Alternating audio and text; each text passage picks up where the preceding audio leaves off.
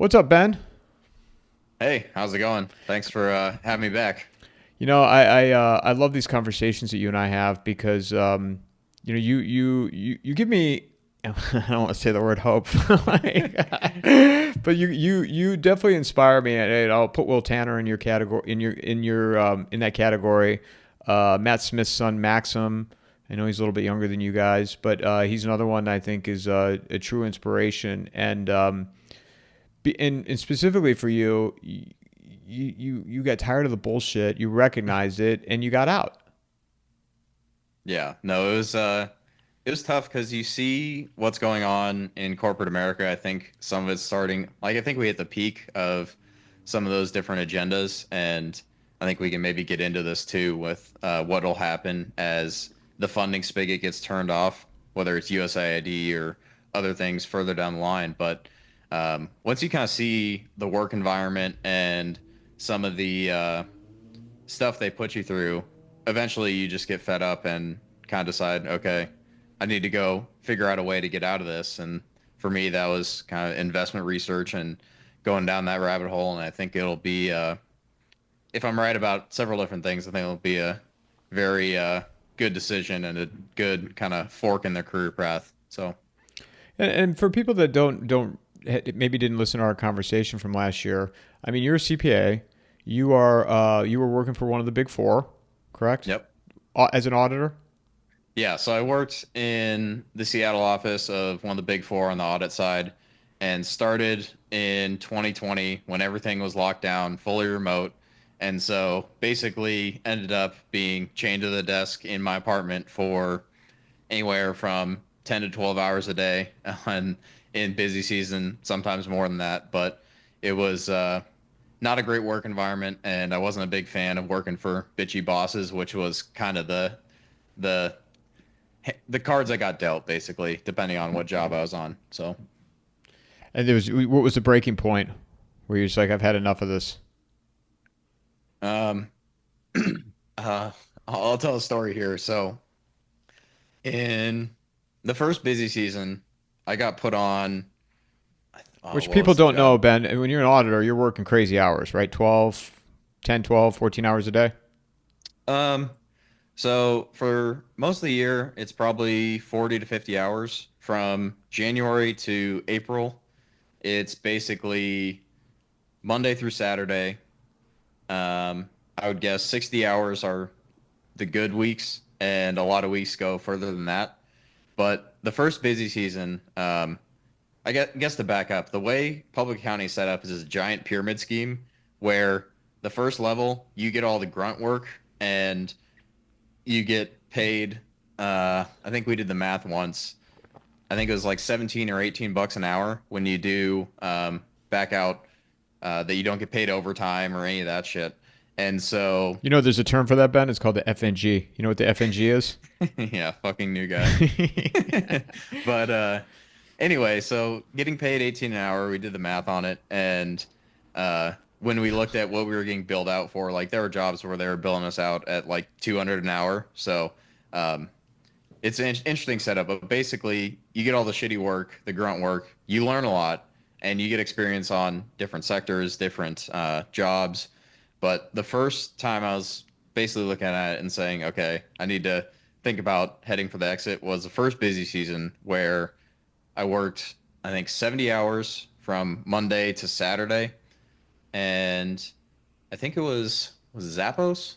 I can't remember what the client was, but um, basically just banging spreadsheets all day. And then on a completely separate client, I got put on a Sunday morning inventory count for I think it was Foot Locker, one of the shoe stores, and it was an hour south of where I lived, and it started at 6 a.m. and that took 12 hours that day, and then the next week I had another like 75-hour week, so 13 days straight, just no free time, nothing. Basically, wake up, work, go to sleep, find some time to eat in there, obviously, but it was not fun, and we started to um, see like a lot of people from my class leaving because if you're all remote and you're not meeting the people you're working with, you're not going to develop any of those relationships. You're not going to feel any reason to stay or loyalty to the company. And so that was kind of the first red flag. But then when I got put on Value Village, I think 6 months later, they were looking to IPO. They got bought by private equity. I think it was either Ares or Apollo. And I was looking at the balance sheet, and this was the classic lever it up, dump it on on public markets, or at least try to. And it was one of those things where I was looking at, I was like, I wouldn't touch this with a 10-foot pole. But when you're getting ready for an IPO, you basically have to go back and redo the audits from previous years. And so we're doing that. And from September to October on that job, we worked every single day, like Saturdays, Sundays, everything. And 8 to 8 were like, those were the short days. So 12 hours were short days.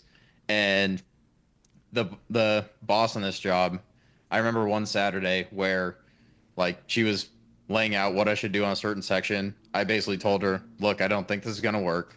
And she came back to me and said, no, just do it. I was like, this is going to take like 7 or 8 hours. And so I go and do it. And she comes back to me with, hey, this isn't what we needed. And I was like, yeah, I told you that at the beginning. And then she follows it up with, I think you need to work on your communication skills. And I was just like, all right, like I'm done. And so 3 months after that, I got my CPA. And then 3 days later, I put in my 2 weeks notice. So got my CPA, got out of there because you need 1 year experience or whatever. But I was just like, I've had enough. So And how are you doing now?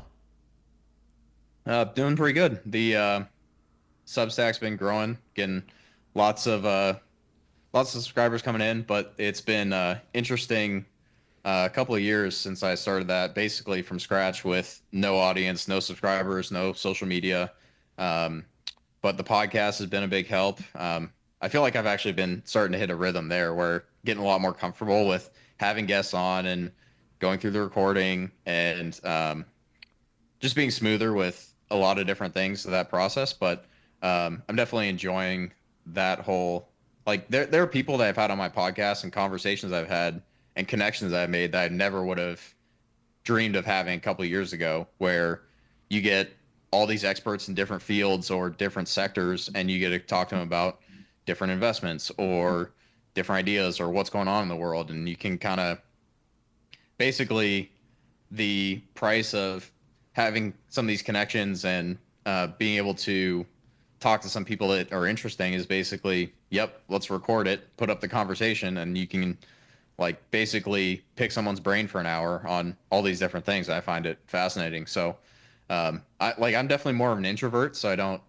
naturally take to spouting off for an hour on my own. But I find the conversations you can have just through the kind of podcasting to be fascinating.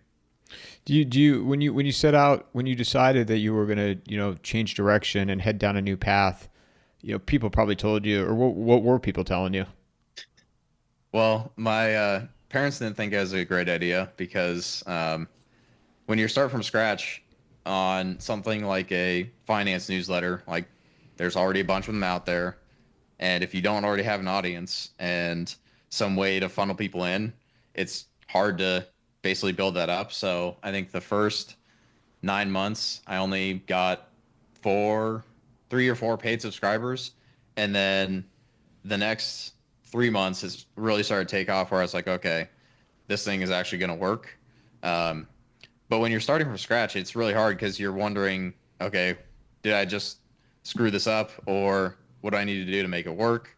Or should I start looking for a job to make ends meet? But I think it was basically one of those things where you got to take the chance at some, like eventually you got to take the shots. Otherwise you're going to look back and regret it. And even if like my parents were telling me like, hey, this is not a great idea.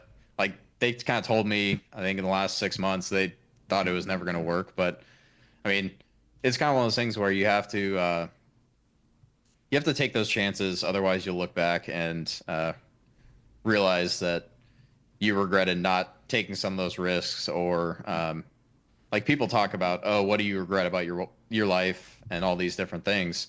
And I don't want to ever be in that situation where I look back and say, yeah, I should have took this risk or should have done this thing when I was still single, no kids, like no major responsibilities on that front, because you can definitely take more chances in that stage of your life. Yeah, I think it gets to a certain point where the kind of the rubber meets the road, and you have to find out, what are you really made of, and how serious are you about this? Kind of like the whole bird off the off the ledge. Are you going to fly or crash and burn? And at least for myself, I mean, this like I was like you, worked for big corporations, worked for smaller companies, and I had gotten to a point where I just had enough, like what was going on and the structure that they'd put into place. And oh man, I mean, I could tell you, just But you're just stupid. a cog in the machine. If the company's big enough, you're just a cog, right? And when the company I was at wasn't even that big, but they'd put all these processes and workflows in place, like to make it like a corporation. And like people that I had to report to, I mean, I couldn't even take them seriously. It was, and in my opinion, because you got to say that in case anybody from my old company listens to this, but it was like, this is leadership. Like, this is what I have to take. This is who I take direction from. Okay. And you have that breaking point where you've just had enough. And so you have to, you have to figure out, okay, am I serious about this? Like what I'm doing, what you're doing, and how serious, are you? And but also too, I think it's funny. I don't know if you've had this experience, but people are always like, they're telling you, making suggestions and like, this does not happen quick.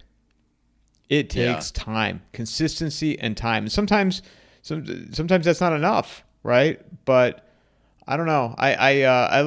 Jim Kutzler's been like a good I'll say advisor, but a friend. Where even just conversations on here, I mean, I've taken things from and just like, okay, you have to keep going, you have to keep going, you have to keep going. And for yourself now, how long you been doing this? Basically started the Substack a little less than 2 years ago now. So And it's getting there, right? yeah, it's getting close to where I won't have to be pulling on investments to make ends meet, but it'll be. I think this year at some point it turns cash flow positive basically, and it'll be gravy from that point on. Well, and here's the thing that I say to myself, and I think it depends on the day that I get asked, or I think about it, or just depends on what's going on, because we all have our low moments. But for you, do you regret doing what you did now?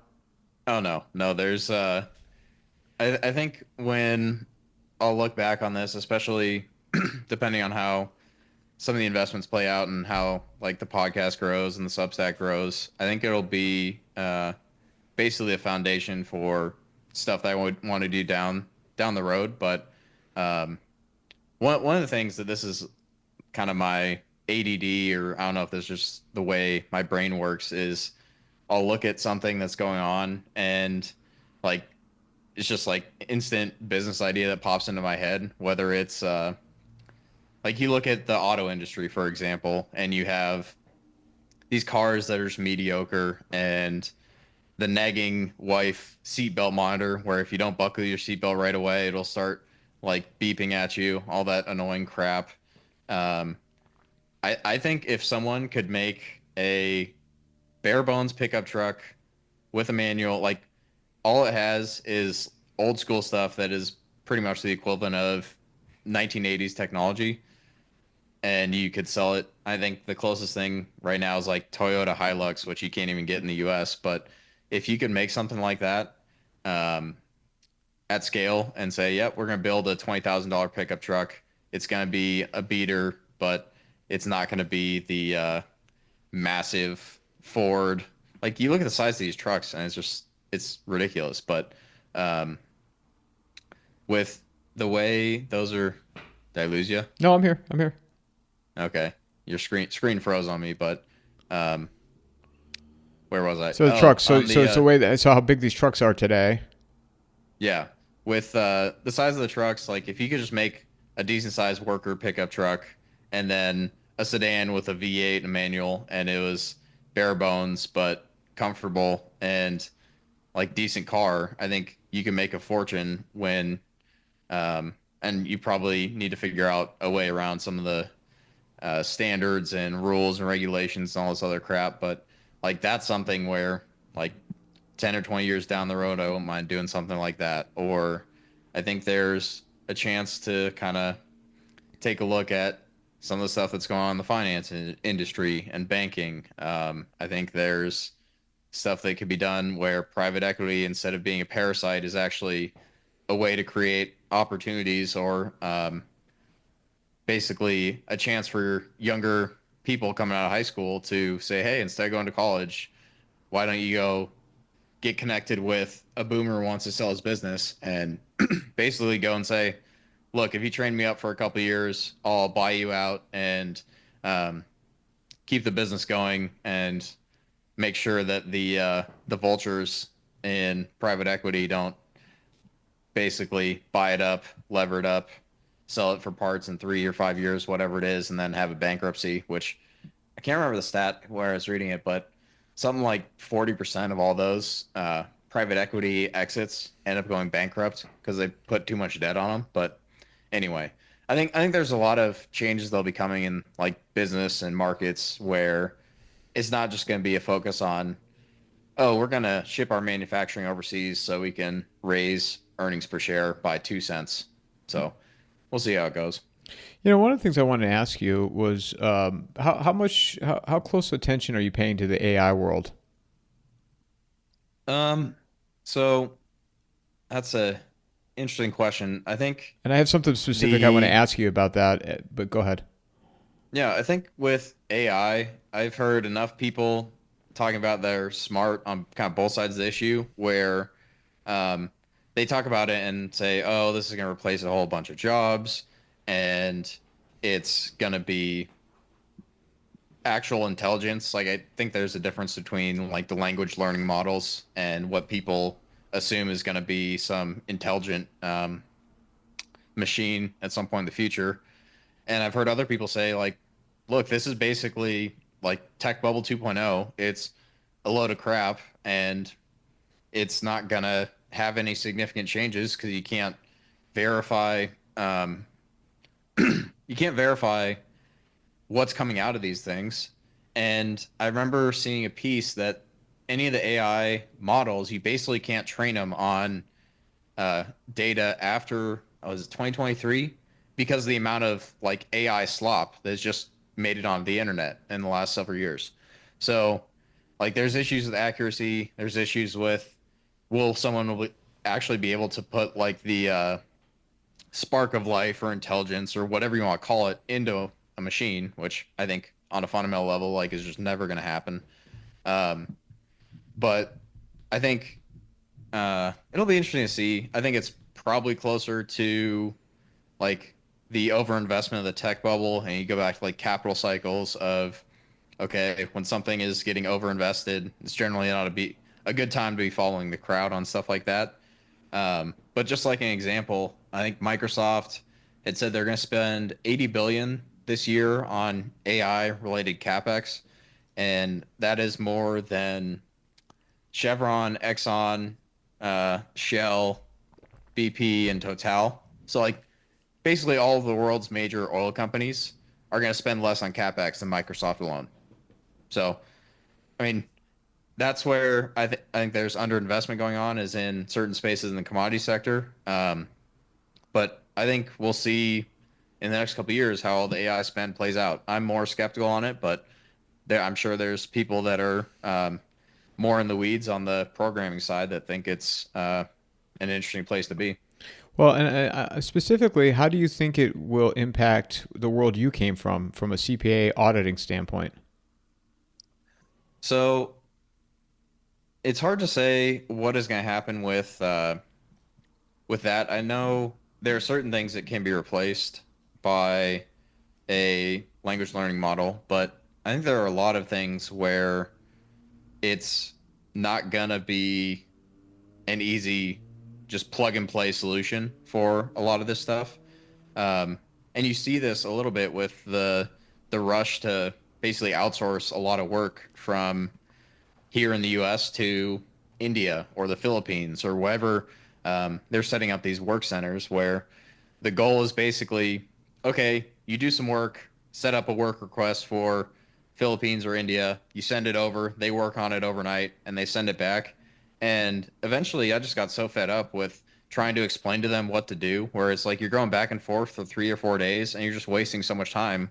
Where if you can't figure that out, I have a hard time seeing how AI comes in and replaces a whole bunch of workers. Like maybe it stops some of the outsourcing. You can say to the AI model, hey, do this task, and it spits out the data. But as far as the high level stuff, like I don't think accountants are going anywhere. But I definitely think the basics, whether it's payroll or accounts payable, stuff like that, I think that's where you'll probably see more applications. Kind of the routine stuff where it's just what a business needs to function month to month. That is something I think we could see impacted. But not in your opinion on a CPA level or controller or CFO. No, no, I think the high level stuff, the people that are in positions to make high level decisions, I think that's not going to be something that is easily replaced, at least for the competent ones.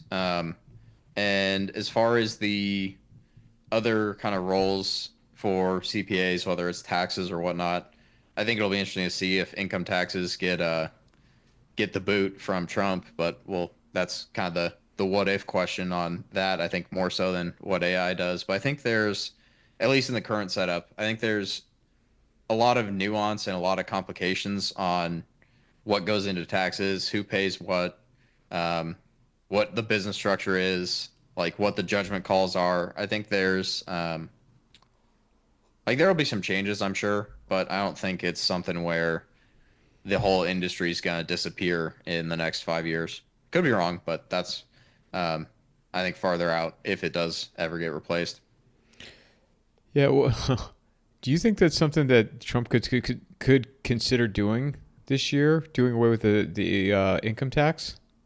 Yeah, I mean, absolutely. I think there's a lot of reason to look at it, especially when you consider um, basically the old quote of "show me the incentives and I'll show you the outcome." Like if we're gonna penalize people for having higher incomes, it's not you're not going to get like some booming economy. And people say, "Oh, that'll be inflationary. Oh, what's it going to do to the deficit?" And you go down the list and you look at how much the government actually takes in from income taxes versus like all the other stuff. It's more of a spending problem on the government side than a revenue generation problem. But um, as far as getting rid of income taxes, I think that'd be a huge benefit for the country as a whole. But if he is able to do it, you can expect a midterm sweep and not like this fake majority you have in Congress right now with McConnell types. But midterm sweep and then Republican follow up in 28 as far as whoever runs for president. It's probably Vance, but I think it basically is a layup as far as a political issue. And I think we'll see how tariffs play in, but I think the income tax getting repealed would be a very good thing. Yeah, it's the speed of everything happening is unbelievable. And it's Matt Bracken and I were talking about yesterday. You can't keep up. Like, and that's where I even on the left or the Democrats, whatever you want to call them, they are just overwhelmed. The media is completely overwhelmed. The CNNs and they cannot keep up with this pace. Well, that's the thing too. I think I wrote about this in kind of my big long-term predictions post at the beginning of the year that the media would continue to lose out to podcasts like yours and people that are basically single man outfits where they're following different things and um, basically doing a better job of commenting on what's going on. And I think you're going to also see the Overton window start to shift on a lot of different things happening, whether it's like the most recent news that the CIA and NSA had some chat room that was set up to, I don't know if you saw this, but basically set up to like talking about the trainee stuff and like targeting kids and all this other stuff where it's just literal insanity. But um, when you see stuff like that come out, it's like, well, what's CNN going to say about that? Right? or is it going to go viral on Twitter 6 hours before it gets picked up by any of the major media corporations, right? So I think that's one of the things where you'll see more influence from Twitter, more influence from podcasters and YouTube channels and all those other sources. But it's definitely interesting to watch because you're starting to see kind of the mockingbird media that has been dominant for decades start to break down, and they're just starting to figure it out. Yeah, Matt and I were saying yesterday, and this was based on a conversation I had with a friend of mine on the phone, but it feels like we're in a DC comic with all these characters. And like, look at all of them. They're characters. Elon's a character. Trump is a character. Kash Patel, Tulsi Gabbard, Dan Bongino, Robert Kennedy. I mean, it's like a superhero movie, man. It's so bizarre. It's certainly entertaining, right? We definitely live in interesting times, but I think when you look at some of the people in place, like there's definitely reasons to be optimistic. And I know hope is not a strategy, but if you don't look at what's been going on over the last month and start to see or feel, I think, a little bit of the sea change that's going on, like I think we'll look back on what's happened, not just like last month, but what has started to happen really since 2020 is it's like the beginning of the breakdown of the old order, whether it's like the unipolar world order, like the West or the Western culture in general. I think we'll look back at 2020 as like that was the turning point, or basically, if you compare it to markets, basically a trough, right?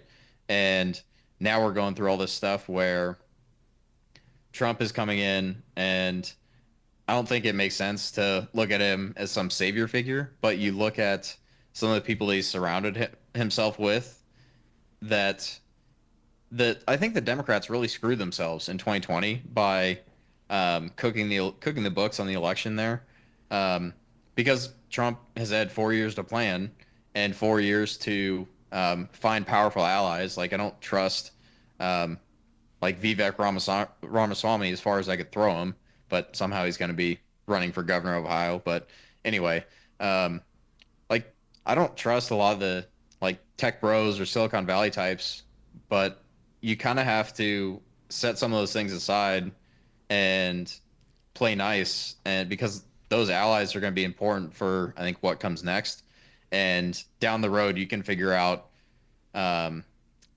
the disagreements on should we try and build this AI utopia, dystopia, whatever you want to call it. Should we try and go to Mars? Should we focus on this, or should we focus on America and focus on what our country needs to do to be to try and fix the shift from what we were 50, 60 years ago into like a low trust society that we live in today.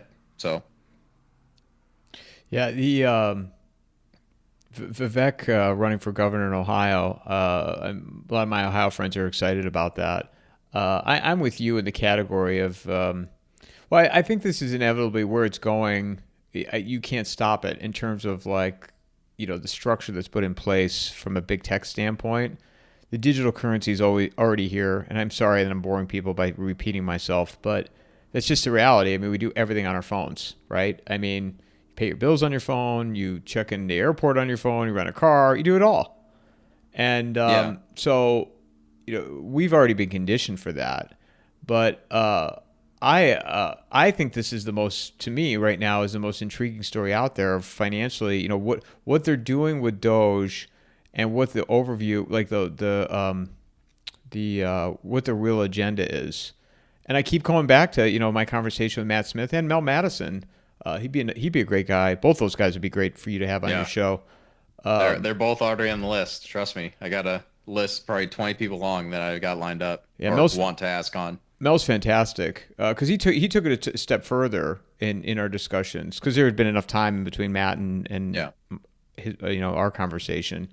But what is the strategy or plan that they're looking to implement, and then the sovereign wealth fund and all this gold that's coming back, and I mean, and how will Bitcoin and crypto play a role in all this, if at all, or I mean. Stable coins. I mean, it's just, and I'm saying this like I'm some expert. I don't even understand a lot of this. Like, the stable coin, the crypto, Bitcoin. I mean, you pay attention to all that. Yeah, so there's a whole bunch in there, but I think if we start with crypto in general, the way I kind of look at it is the liquidity sink that has kind of siphoned off a lot of money that would otherwise, I think, probably end up in commodities. Um, and I'm kind of in the camp that it's all hot air. I can understand that Bitcoin might be different. I don't own any. I don't think I'll ever own any. But um, like some of the big picture questions on Bitcoin that I haven't had anyone answer when people talk about, oh, we've got AI, we've got quantum computing, and we're going to have a step change in what computers can do and what humans can do over the next 5 or 10 years. And when I kind of connect those dots to Bitcoin, it's like, well, if we do have some complete phase change in what computers can do, like what does that mean for Bitcoin? What is Bitcoin really worth, right? Is there any earnings or dividends or cash flow or any way to value it, or is it just, hey, the price is up or the price is down, right? And I understand people making the arguments about sovereign wealth fund and other things there. Like I'm not bullish or bearish, but I just look at it as like I don't have any way to value it, so I don't own it. And like it could go up to 1 million. I don't have anything against it doing that, but I think it's just kind of basically it's a greater fool asset by definition, right? You can't get any money out of it without someone coming in to buy it from you at a higher price. So So have you posed that question to any Bitcoin people? I, I mean, I've talked to a couple people about it privately, and they're right. I've read the white paper. I've looked into what it is. Like, it's a cool technology, but when I talk to people, most Bitcoin people are in the camp of the price goes up, and I'll be able to afford this real thing in the future because I bought Bitcoin 5 years ago, 10 years ago, whatever. And it's like, yeah, if you bought Bitcoin before it was even a thing and Wall Street got involved in all these different things, it's like, yeah, it made you filthy rich. But now I look at it as like, well, is it going to do that again? I have a hard time believing that there's enough um, backing for that system, especially when other things become scarce, right? When you have uh, cycle like market cycles and other things where um, commodities are more scarce and you have issues in the financial system, right? If you look at 2008 and kind of look back on it, Bitcoin has never really, as a serious asset class, like is not gone through a cycle like that where basically shit hits the fan, right? And so what happens to Bitcoin in that case? I don't know. Like how many true believers are that if Bitcoin takes a 70% haircut from here, right? So I think it's basically a purely sentiment driven asset, and there's no way for me to value it. And so that's why I kind of just put it in the too hard pile. So we'll see how it goes, but it's definitely interesting to watch. See like all this stuff around stable coins and all that, where you see treasury demand for stable coins basically trending up into the right. And it is starting to become a part of the financial system, but there's part of me where like the tail risk of like the greatest rug pull of all time with Bitcoin, I think is something that should at least be on people's radar. Yeah, the only thing that and I obviously have people a lot much smarter and know a lot more than I do, but my perception is of all this when I talk to people regards to Bitcoin and maybe even now with the gold run. I look back to when I moved here in '06, and I moved here, started working for a friend at a bank, and I was doing a lot of home equity lines. That was like part of our job. And you were at that time, it was the tail end of '06, so the crash was in '08. So I had all of '07 where we had to do, home equity lines, 100% loan to value, stated income. As long as their credit score was good, you did it. And I mean, it was just a party, right? Appraisers were making money, underwrite everybody was making money, hand over fist. And I'd meet people that were like, yeah, oh yeah, I have 3 houses. Just like when you saw that scene of The Big Short when Steve Carell's with the stripper, and she's like, Yeah. I have 5 houses and a condo. I mean, I didn't interact with strippers, but like, but that whole story of like, oh yeah, I have 4 houses and a condo, and there was always a condo attached to it. And I remember thinking to myself, I was like, God, I'm never going to be able to survive in this city, man. Everybody's got assets. Everybody's making all this money. And then they're sucking the equity out of the third house and buying a fourth house. And then like, things just crashed. Just giant house of cards, right? And And that's what I feel about Bitcoin. I mean, I don't know. I mean, I just think about that time period of like, and then the people that would come into our bank, because you could see their bank accounts and you just saw the money just dwindling, and they were the kind they had a house in Phoenix and then a house in Northern Arizona and private plane and nice cars and yeah. and then all of a sudden they're getting overdraft fees like crazy, and I feel like that's where we're at with this. It just reminds me of that. Well, I think if you fix, I think if you look at kind of the way these things are set up with the mortgage lenders, they'll basically originate the loan, sell it off to someone else. They make the transaction fee.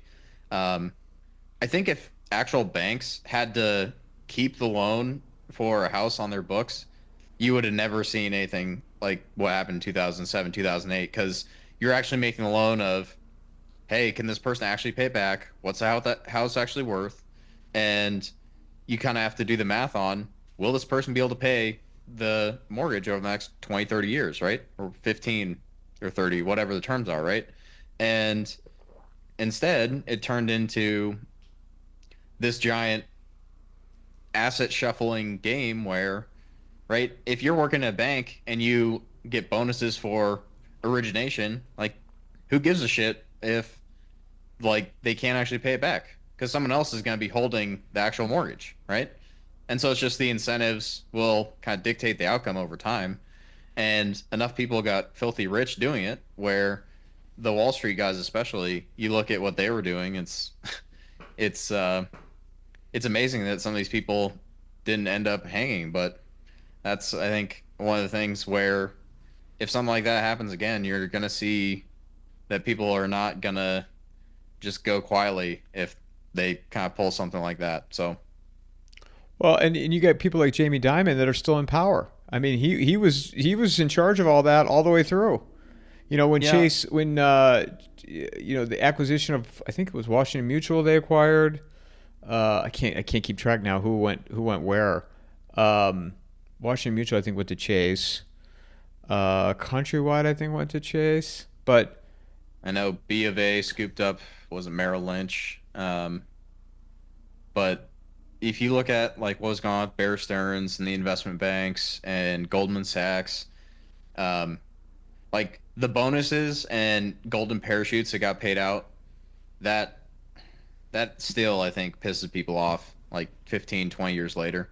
And when you look at like I have a more nuanced view on Diamond. I don't think that he was one of the bad actors, so I can understand why he's still working at J.P. Morgan Chase, and you could argue he's one of the handful most powerful men in America with his influence right now. But um, I don't think he's the villain, but it is interesting to see that he was kind of one of the only main CEOs to make it through um, that cycle. And I think there's a lot of things from the housing crash and 0% interest rate policy, ZERP, and some of the distortions that creates, where over the last 15 years, it like people talk about inflation and oh, inflation's this, like CPI is bullshit and everyone knows it now, finally.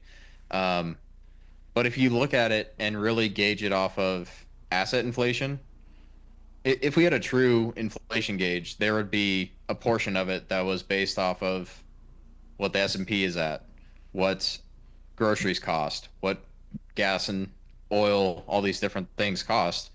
And because we ignore asset prices, like all that money eventually found its way into real estate, bonds, like bonds at 0% with the debt levels being where they were, or 1%, whatever it was, 4 or 5 years ago.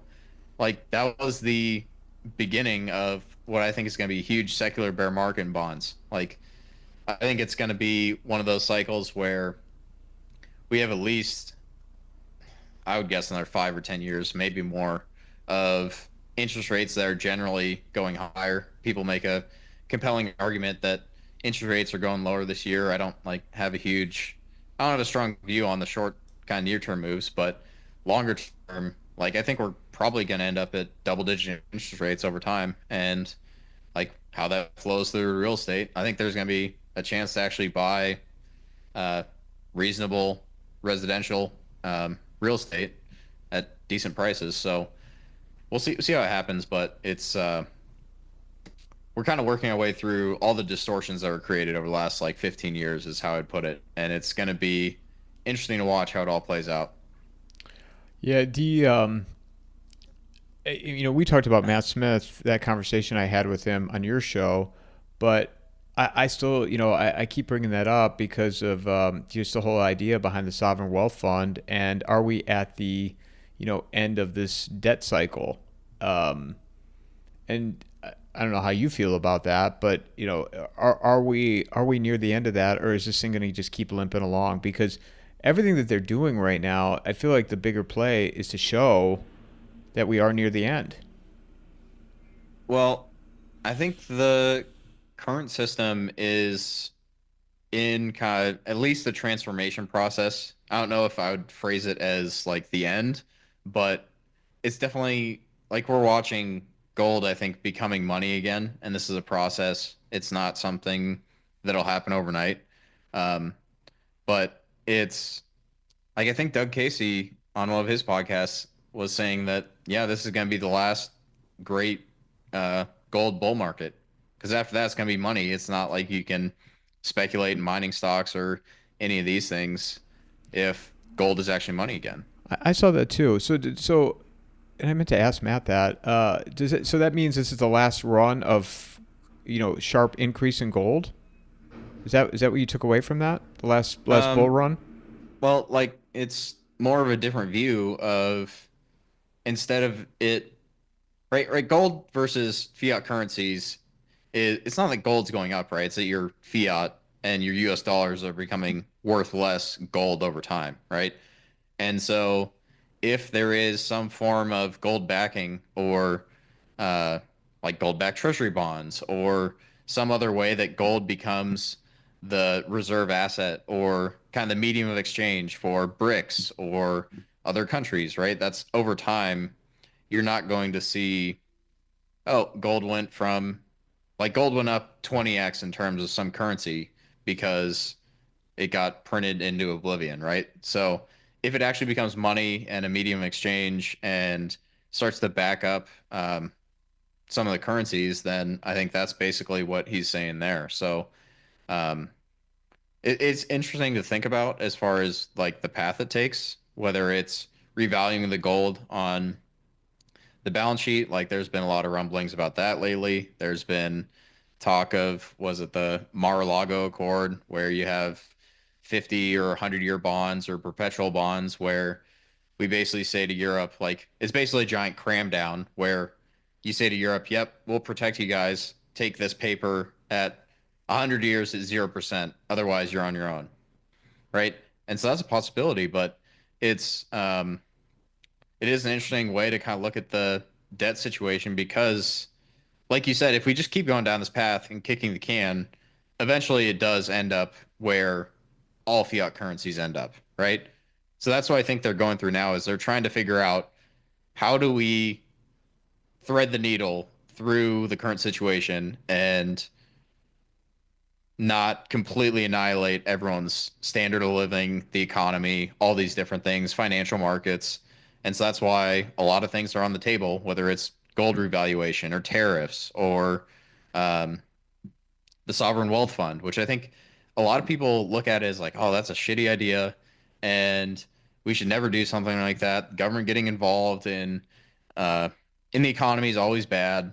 And if you kind of, like the guy that I keep recommending for you to talk to about this is Stormy Waters. But if you look at the sovereign wealth fund and say, okay, well, let's go back a minute and look at the last 100 years of developments that had a huge benefit to the economy that came out of the private sector, right? Well, you have stuff like the internet, right? Came out of DARPA, or a lot of the cell phone. Like you look at all these major transformational technologies that, like, that's how you and I are talking right now, right? That doesn't come out of some private company that has a 20-year investment horizon because they're smart geniuses and they know that it'll pay off eventually. It's no, that came out of some unnamed agency or black hole project where it's like, yep, we've got a whole bunch of money. We're trying to figure out how to run undersea cables to connect the internet. We're trying to figure out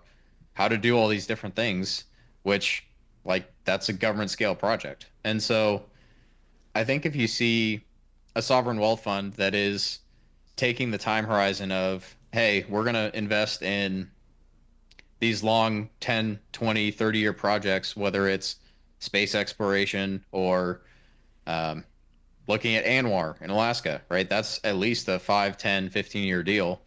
Um, but there are ways to do a sovereign wealth fund where it isn't just a giant slush fund for bullshit, basically. So um, I think it could be a good thing. It really depends on what happens, what goes into it, how it's executed. So Well, the other thing is too is you have to have other countries buy into this, right, in order for it to work. So, that's what Matt was talking about. And in regards to China, because that would be because we have all the countries that we have deficits with would have to participate. And what if somebody like China? I mean, we buy so much stuff from them. So maybe there's something worked out on the tariff side to where because they don't want that. They're probably their biggest customer, I think. So yeah, maybe by there's far. something that is worked out to where they buy into it, and we do a lesser tariff or work something out on that end. Well, the odd man out here is Europe, I think, and that's starting to become more obvious. I'm no election expert on what happened with Germany, but it is interesting to see. Basically, it seems like the status quo, at least, is staying in place for now there. Um, but I'll defer to other people that follow it closer. With Europe and some of their energy policy, some of their immigration policy, and other things that are going on, um, to think that they can actually fight Russia without the U.S., I think is insanity. And I think like I talked about this in one of my posts, I think the EU is basically going to fall apart by 2030. Um, maybe sooner. I mean, we'll see, but it's going to be interesting to watch because you have all these different agendas that are starting to collapse, and that's what the EU is basically built on is these unelected bureaucrats cramming unpopular policies down on the citizens, and eventually you're going to have people that are not interested in having like 40% of the country be Muslim or the most popular boy's name in Berlin being Mohammed, right?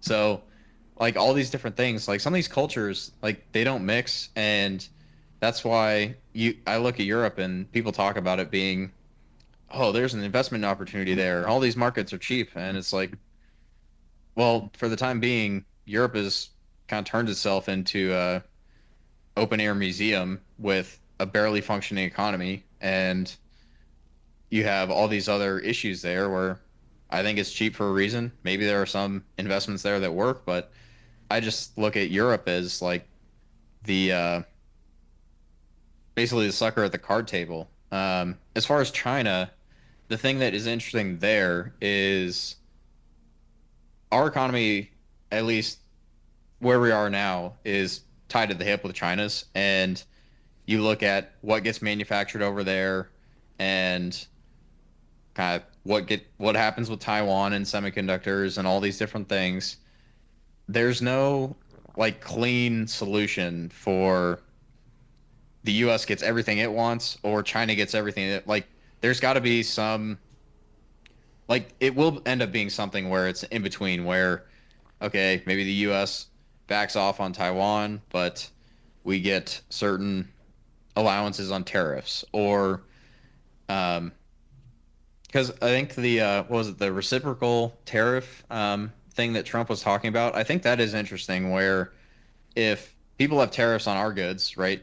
You don't see a bunch of U.S. companies that are able to sell or operate in China freely, and if that's the case, then it's like, well, if Canada, for example, is going to put a tariff on dairy products, then like we're going to put the same at the same levels. So I think that's at least a good place to start, but we'll see how it all plays out.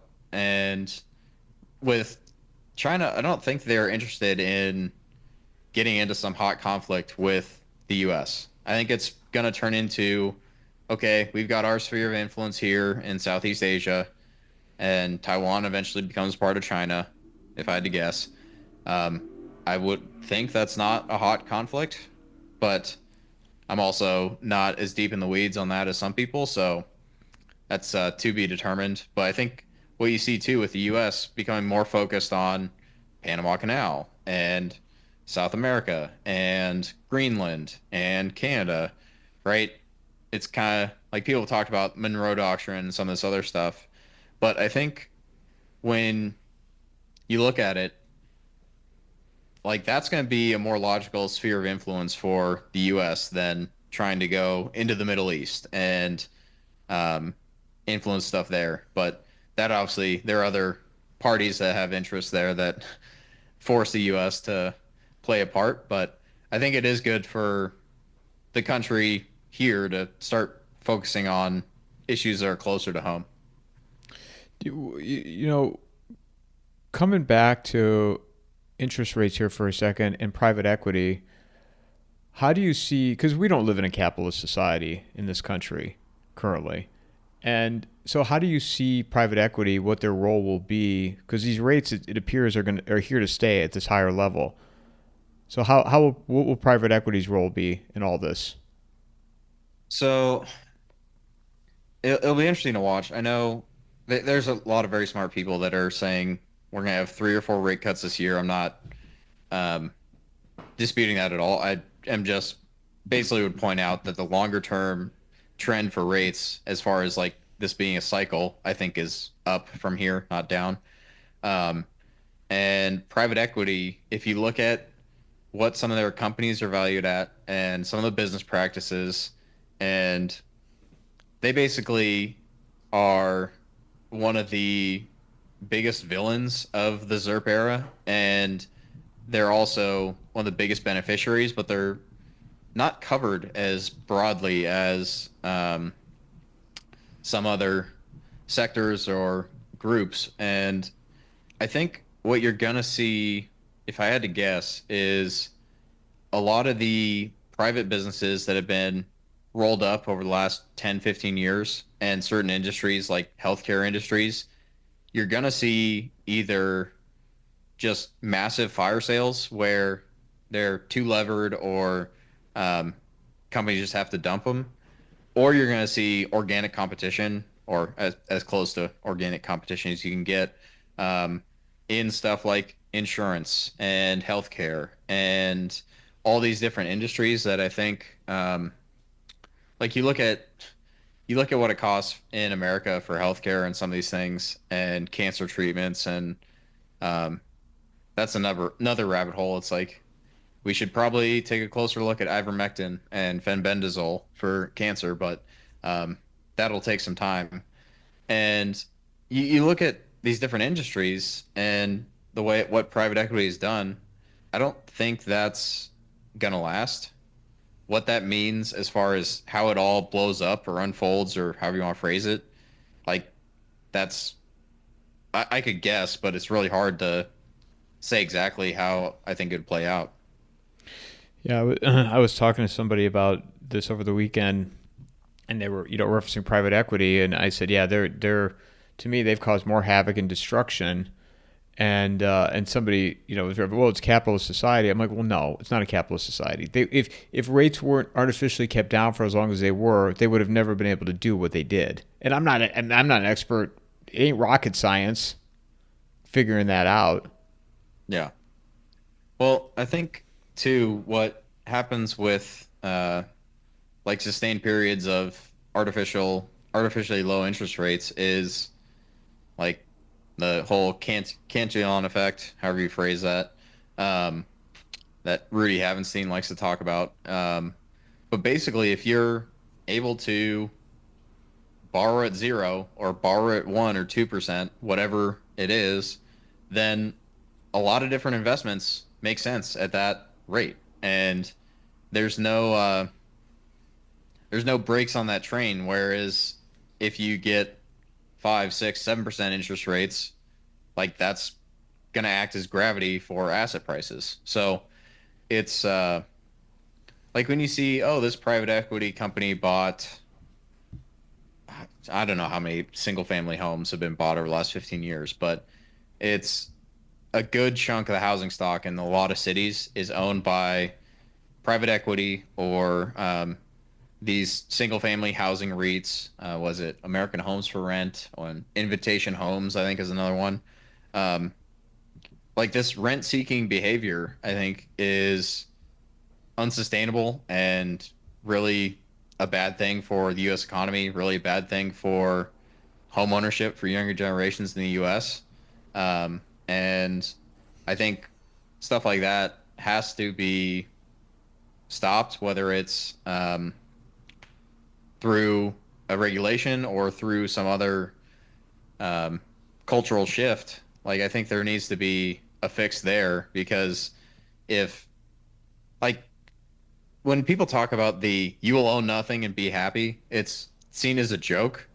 But if you look at what people my age and younger think about home ownership and you look at the prices, like I'm certainly not buying some boomer McMansion for $600,000, $700,000 because that's just not what it's worth. And if you think, okay, 10 million houses from the boomer generation are going to hit the market over the next decade here in the US, and there's a decent chance the private equity guys, when they see their investment not holding, basically staying even or holding water, like they're going to sell.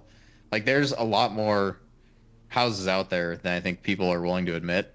But that's like you start talking to older generations about real estate, it's like a programmed response. They'll talk about it. It always goes up. Every year it goes up. I'm like, well, that's not like that's not free, not because of free markets. Is the way I'll put it. So Yeah, some of the boomers, and not all of them, obviously, but they are so set in their ways, and and this is where I've disagreed with them, because they believe that the system will always self-correct and it'll all work itself out. And how do you fix a broken system? And to me, you can't fix this. It's in pieces. And when I say, I can already tell by you looking at me what your response is going to be. When I say that, I mean, because I get, people think that I'm like hopeless. I'm not at all. I'm really not. With people like I get out of bed every single morning. We talk about this stuff. I follow it, but we are where we are. And to me, these institutions are just so far gone that you cannot restore them. Now, what will the new system look like as we're making this transition? I mean, we just spent almost an hour speculating about it, where it might go. And who knows, right? I mean, everybody has their theory, and this is uncharted territory moving into this new direction. But the boomers are just like, oh yeah, this is this is great, and say golden era, and maybe it will be, but it might not be either. This might not work. well, if stocks are up and real estate prices are up, the boomers are happy, right? They basically, on average, the generation tends to worship at the altar of the GDP must go up. And I think the other thing, before I forget and get sidetracked, on real estate, if you actually get deportations and self-deportations, what I think is can be done pretty simply it won't be easy, and there's issues with the cartels that other people are more qualified to talk about. But there's people have been saying 10 million illegals here in the U.S. Um, for 40 or 50 years, and I've talked to several people that are pretty knowledgeable on it, and they think it's probably closer to 40 or 50 million, right? If you are able to basically make sure those people really struggle to find full-time work, to find houses, to find places to rent, like real estate is definitely getting cheaper from there. Um, and I would think that would be long term a good thing, but um, when you talk about that and you talk about demographic changes with the boomers, and they'll talk about how good it was in their day, it's like congratulations. I'm glad you got the golden age of America when it was 90% European heritage. Like fantastic. And you even mentioned stuff like that, and they'll like, oh, you don't think the Civil Rights Act was a good thing or stuff like that? And it's like, well, obviously not if we're here, right? So that's kind of the rabbit hole where you go down with the boomers, and they talk about all these different things, and they basically have gotten the 4 or 5 decades now almost of the mainstream media, the propaganda, all these different um, agendas where like they didn't grow up with the automatic distrust of the system. So I think that's part of it, but it's uh, it's certainly interesting to watch their reactions on some of these topics because I think that's where one of the biggest like cultural divides is right now in the US is the divide between generations and young and old and between different races, between men and women. But if you can start to fix the generational stuff and provide opportunities for younger generations and start to put the pieces back together, I don't think it's beyond repair, but I think there are definitely um, some realities that have been ignored for far too long, where if we keep ignoring them, then there is almost for sure no fix. If we wake up and smell the roses, then I think the U.S. could be set up for a very good 20-year, 30-year stretch after a bumpy 5 to 10 years, which we're probably starting here soon, or at least been going through over the last five. So anyway, that's a long ramble to say I don't think it's beyond repairing, but the like you can ignore what's the quote? You can ignore reality, but you can't ignore the consequences of ignoring reality. That's kind of where we are right now. So you think it's going to get bumpier from here?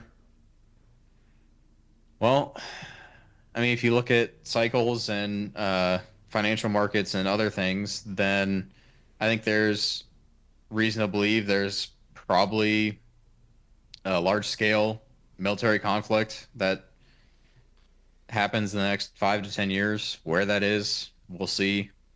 Um, and then financial markets are like the valuations don't make a whole lot of sense, but as long as the passive money flows and you have reasons for money to continue to come into the U.S., then I mean, I think it's a possibility that it just goes sideways for a while, but I'm certainly not buying any like big tech stocks or major indices at these valuations because I think valuations like interest rates will eventually matter.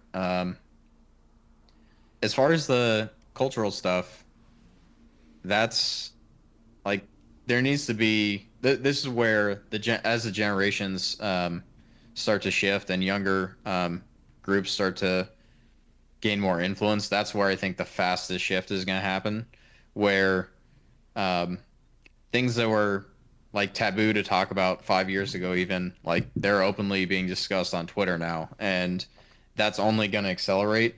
And as older generations have less influence, that's I think going to continue, and there's no brakes on that train, and we'll see where that leads. But I think a lot of the post World War II consensus, like the Western culture about we got to have democracy and um, all these different things, the egalitarianism of everyone's equal, like all those ideas are going out the window. So, What is grabbing your attention right now? What's your main focus? so on the investment side, it's been the small special situation company called Sable Offshore, which I'm sure That's your ride or anyone's die. Is that your ride or die, Ben?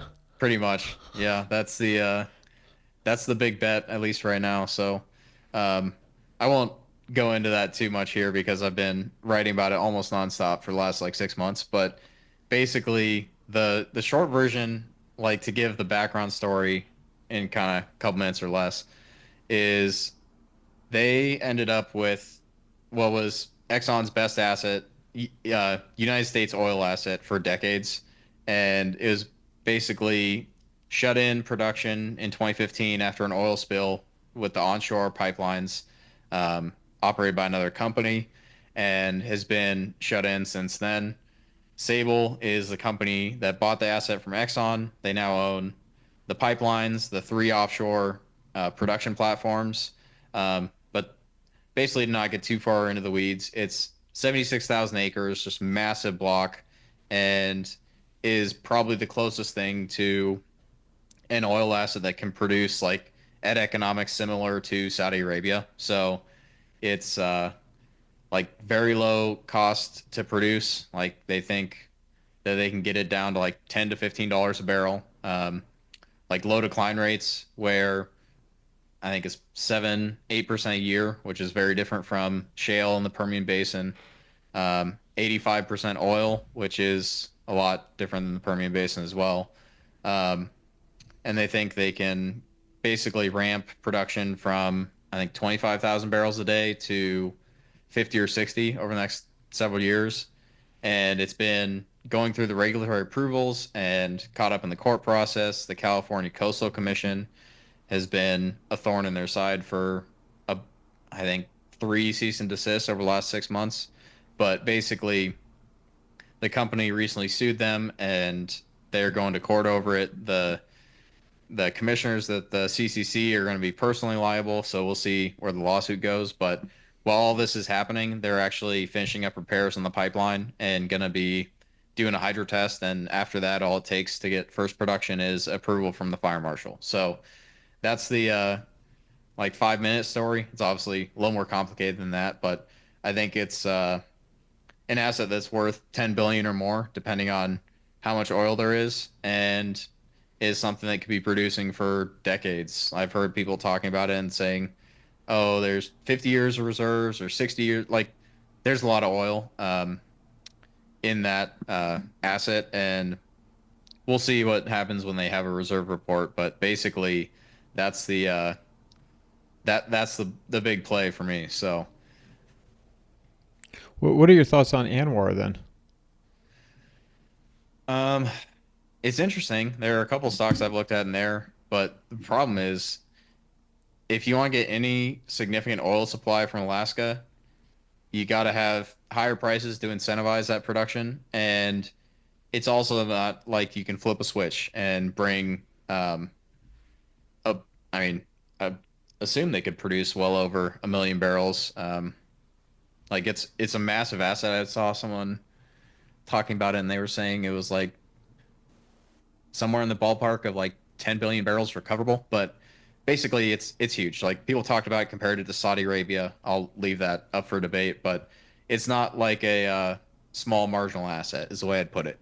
But you need higher prices to incentivize it, and you're gonna need, I would guess, at least 5 years to develop it, and maybe more than that. And so the short version is, yeah, Anwar would be great for U.S. oil production, maybe in 2030 or 2035, but in the next couple of years, like no changes basically. So long term, like it's an interesting story. Shorter term, it's not going to have an impact. Yeah, that's what Howard Lutnick was talking to. How he was making it sound like it was imminent if they could just tap into it. And I mean that was the way I read it when I was watching him on whatever his name is podcast last year. Yeah. Well, I mean, the oil's there. It's not going anywhere, but at the same time, it's not exactly like operating in a place like Texas where like the weather's pretty decent all like year round, right? There's other issues that you have to deal with when it comes to Alaska, whether it's infrastructure or um, like weather 6 months out of the year, all these different factors. And is it possible that it comes online sooner than 2030? Yeah, but is it likely? I mean, you'd have to see, like, that's one of the places where if a sovereign wealth fund did come in and say, look, we are going to invest billions and we're going to do it as fast as possible, then maybe if you cut the red tape, maybe it comes on before 2030 and I'm wrong. But if you're trying to do this through private companies and organic exploration, production, grow, like just through the cycle, then it's not going to happen anytime soon, and you're going to need higher oil prices to make that profitable for a lot of the oil companies. Where can people find you, Ben? Yeah, so my Substack is called Contrarian Korner with two Ks. You can also find me on Twitter under the same name. But basically, I write about different investments, have a podcast once a week, a couple other posts I like to do. But that's kind of my main focus. I do the occasional detour into geopolitics and current events and all that. So um, if you guys are interested in investments or Sable Offshore, as it might be for the next couple months, definitely go check me out on Twitter or on the Substack. And how can people donate to you as well? Well, at least for now, the only way I've set up is through the paid subscriptions on Substack. If they do find it valuable, I do appreciate anyone that comes in is a paid subscriber, but I also have to throw it back your way. We were talking about this before we started recording about some of the struggles of being kind of independent content creator and converting to paid and all these things. And I think if you guys are regular listeners to Mike's podcast, like I am, you're definitely going to realize that his uh, his work is at least worth $5 a month, $10 a month, whatever you guys can throw his way, because the guests and the information that he has on and gets out there, I think, is definitely worth you guys donating. So if you do have a couple spare, spare change, definitely throw it his way as well. I appreciate that, Ben. And also, I want to push back on you for a second and just and let people know, the work you're doing. And I think I said this on your show, but you, Will Tanner, I mean, you guys are not only the present, but you're the future. And it gives me a lot of optimism. I don't want to say hope. What you guys are doing, and your work is important. And I think that people really should contribute some money to what Ben's doing. And I think these types of conversations, you find a huge amount of benefit to what he's talking about and writing about. So, yeah, well, I appreciate you having me on and taking the time. But if you're also going to be shilling my podcast for me and my Substack for me, I'll definitely be a return guest whenever you want. So, I love these conversations, man, because quite honestly, I'm curious what's driving you and what you're following right now. So I mean, I'm open to it whenever you're available, and and I do want to do the column one as well. And so who is your dream person right now that you'd love to talk to on your show, even if it's outside of professionally? I think Luke Grumman would be the finance one. There are a couple other people that I think would be fascinating to talk to on some of the World War II history stuff. I find fascinating. Some of the church and religion related stuff that I think is interesting right now. That's a whole nother rabbit hole as far as I think we're going to see a revival of kind of the church and religion in the next several decades, especially among younger people. But that's a long-term trend. We'll have to wait and see how that plays out. But there are a lot of people that I have on the podcast guest list, and I do try to keep it probably 2/3 focused on financial markets and current events, but I do take the occasional detour into other topics. I guess to give a name, one guest I do have to reach out to is Dr. William Mackis? Don't know how to pronounce it. But I think it'd be fascinating to talk to him about ivermectin and fenbendazole and the potential there for cancer treatment that is not going to cost an arm and a leg, right? So I think that would be a fascinating conversation, and definitely someone on the short list I have to reach out to. Yeah, I've had him on a couple of times. The man has just been brutalized up in Yeah. Canada, and he's still, he's still standing and keeps fighting every single day. I mean, I was fortunate. A lot of the doctors. I don't even know if I told you this. Like that whole medical freedom movement. It started with Dr. Ryan Cole Yeah. 3 or 4 years ago, and he's another one. Be a great guy to talk to. There's so many, Yeah. but. Yeah, I mean those people just keep fighting and fighting and fighting. You know who mine is? Like if I got a call today, I would clear my schedule like within an hour. Is Sylvester Stallone. Yeah. You should. I love Sylvester Stallone. The premise of like him writing the screenplay for Rocky. First of all, it's based on a fight that took place outside of Cleveland, and you know me, I'm the Cleveland Yep. is the world's best kept secret, Cleveland, Ohio. But the fact that he wrote that screenplay and they offered him, I think it was like $250,000 for it, and he was so broke, but he refused to sell it because he couldn't be in the movie, and he like stuck to his guns, and it worked. It paid Yeah. off. Well, that's a actual American dream story that I think would be fascinating to hear him talk about. So, should definitely fire a tweet at him or something if he's on Twitter. So, Yeah, and they gave him when he finally got the financing secured, they gave him 30 days to complete the movie or 31 days, and he did it in 28. If you've that's the never thing. heard his story, it's really incredible.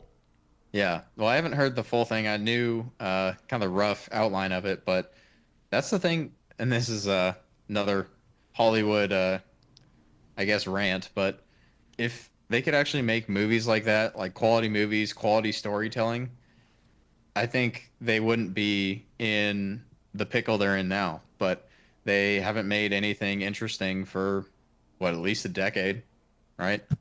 Um, but the whole point of Hollywood is, at least has been lately, propaganda. But if they go back to just storytelling and trying to tell good stories instead of trying to cram an agenda down your throat, I think they'd realize, like, hey, like things were pretty good how they used to be, and we shouldn't basically kill the golden goose. So, It'd be interesting to see where that all goes. So, Ben, I appreciate it and look forward to the next conversation.